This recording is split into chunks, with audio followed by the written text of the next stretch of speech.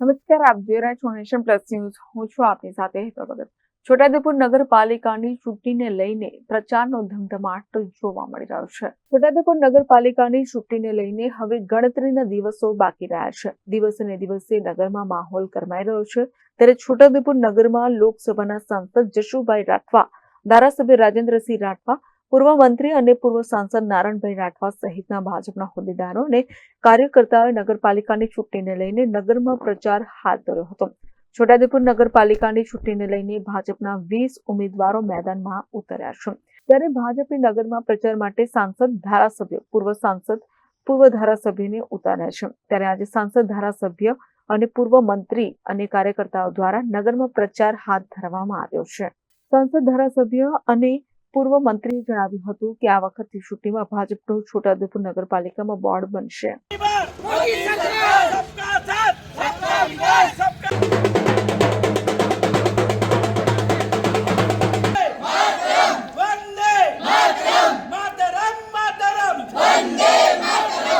આ વખતે છોટાઉદેપુર નગરની સામાન્ય ચૂંટણીમાં ભારતીય જનતા પાર્ટી તરફથી 5 વોર્ડમાં 20 ઉમેદવારો ઉતાર્યા છે અને આ 20 ઉમેદવારો ભારે બહુમતીથી ચૂંટાશે એવું હું ખાતરી આપું છું.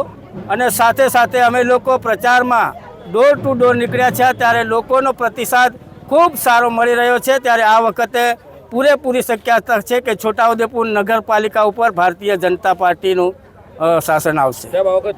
અમે ભારતીય જનતા પાર્ટીના કાર્યકર્તા છે. કાર્યકર્તા હોવાને નાતે અમે લોકો ભારતીય જનતા પાર્ટી માટે વોટ માંગવા નીકળ્યા છે. આગામી 16 તારીખે છોટાઉદેપુર જિલ્લાની એકની એક છોટાઉદેપુર નગરપાલિકાની ચૂંટણી થવા જઈ રહી છે.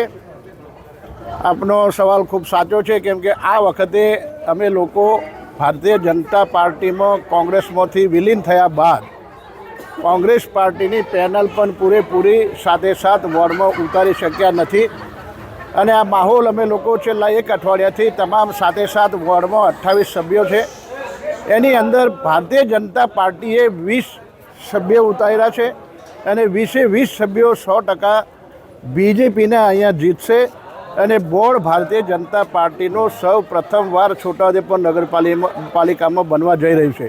લોકોને પણ ખૂબ મોટો વિશ્વાસ અને આશા વ્યક્ત કરી છે કે એક ધારું એક શાસન આજે રાજ્યમાં હોય, કેન્દ્રમાં હોય અને જિલ્લા કક્ષાએ તાલુકા પંચાયતો, જિલ્લા પંચાયતો, તો નગરપાલિકા પણ એકી સાથે ભારતીય જનતા પાર્ટીની બને તો આખી એક સરળતાથી કામ કરતાં ફાવે.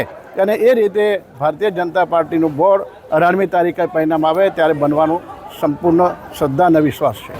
છોટાઉદેપુર નગરપાલિકાના ચૂંટણી પ્રચાર અર્થે આજે અમે સાંસદ શ્રી જશુભાઈ રાઠવા અને સૌ અગ્રગણ્ય કાર્યકરો, જિલ્લા પંચાયતના અમારા પ્રમુખ મલકાબેન અને અમારા ઉમેદવારો સાથે આજે છોટાઉદેપુર નગરમાં જ્યારે ફરી રહ્યા છે. આવનારા દિવસોની અંદર છોટાઉદેપુર નગરના વિકાસ માટે ભાજપા માત્ર એક વિકલ્પ હોય, નગરમાં ભાજપાને શાસન બોર્ડ બેસે એના માટે મતદારોનો ઉત્સાહ પણ અમે આજે જોયો છે.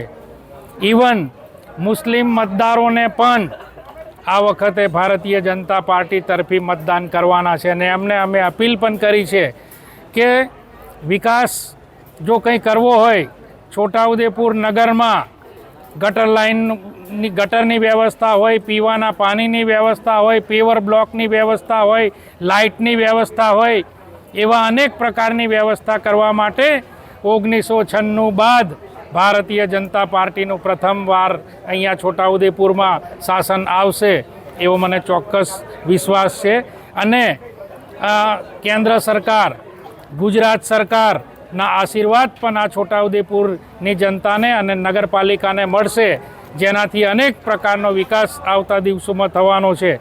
આપ જોઈ રહ્યા હોય તો અત્યારે નગરની અંદર અનેક પ્રકારના હોલો બની રહ્યા છે, અનેક પ્રકારની સરકારી કચેરીઓ બની રહી છે અને આવનારા દિવસોમાં આપણને રિવરફ્રન્ટ પણ છોટાઉદેપુરને મળવાનો છે. આ બધી વાતને ધ્યાનમાં લઈ અમે મતદારો સુધી અમારી ભારતીય જનતા પાર્ટીની આ વાયદાઓ, આ વચનો અમે પહોંચાડી રહ્યા છે અને મને ચોક્કસ શ્રદ્ધા અને વિશ્વાસ છે કે 18મી તારીખે જ્યારે રિઝલ્ટ આવવાનું તો છોટાઉદેપુર નગરની અંદર ભારતીય જનતા પાર્ટીના સૌ ઉમેદવારો જંગી બહુમતીથી જીતશે. ખેતર વસાવા જેવા લોકોને અમારે કંઈ જવાબ આપવાની જરૂર નથી. દિલ્હીની અંદર દિલ્હીની જનતાએ એને જવાબ આપી દીધો છે અને એ જે વાતો કરે છે એનું કોઈ ઔચિત્ય નથી. બસ અને અમે સાથે લઈને ચાલ્યા છે.